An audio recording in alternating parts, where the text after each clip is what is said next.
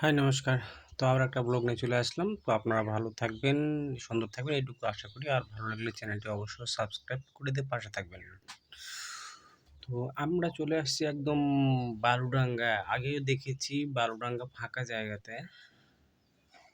তো জায়গাটা কেমন লাগছে আপনাদের বলবেন। আমরা যখন এসেছি তখন হচ্ছে কালো মেঘ জমিয়ে আসছে, তারপরে অন্য জায়গায় একটা নিয়ে যাচ্ছি, জায়গাটা আপনাদের ভালো লাগবে। চলুন এই জায়গাটা দেখুন। অনেক এই যে দেখছেন না, সম্পূর্ণ বালি, কিন্তু বালি ছাড়া কোনো কিছু নেই, শুধু বালি আর বালি। আর স্নান করার জন্য এতটা জল পরিষ্কার আপনাদেরকে দেখাচ্ছি আমি। এতটা জল পরিষ্কার মানে কি বলবো। ওই যে সামনে ঘরগুলো দেখছেন, ওটা বিএসএফ এর ক্যাম্প। তো চলুন এই সামনের দিকে দেখাই, শুধু বালি আর বালি। আর এই বালুডাঙ্গার মধ্যে প্রথম বালু মাফিয়া যাকে বলা হয়, লালুল্লাহ, এই ভালো জায়গাগুলো কেটে কেটে এই অবস্থা করেছে।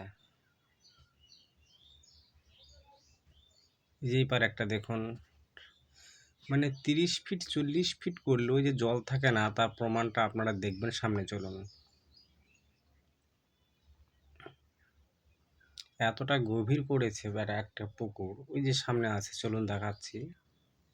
মোটামুটি 40 ফিট অবধি, 30-40 ফিট অবধি গভীর, কিন্তু জল থাকে না। ফুল যখন শ্রাবণ মাস আসবে তখন জল পাওয়া যাবে, তার আগে জল পাওয়া যায় না। মানে এই জায়গাটা হচ্ছে এইরকম। ওই যে বলছি না, 30-40 ফিট অবধি বালি, কোথাও কোথাও 100 ফিট অবধি বালি। এই যে পুকুরটা দেখুন, এই যে পুকুরটা, জল নেই, প্রচুর কিন্তু গভীর, প্রায় 30 ফিট গভীর, জল নেই। দেখেছেন, এক ফোঁটা জল নেই। এই যে দেখুন, মানে জল থাকে না।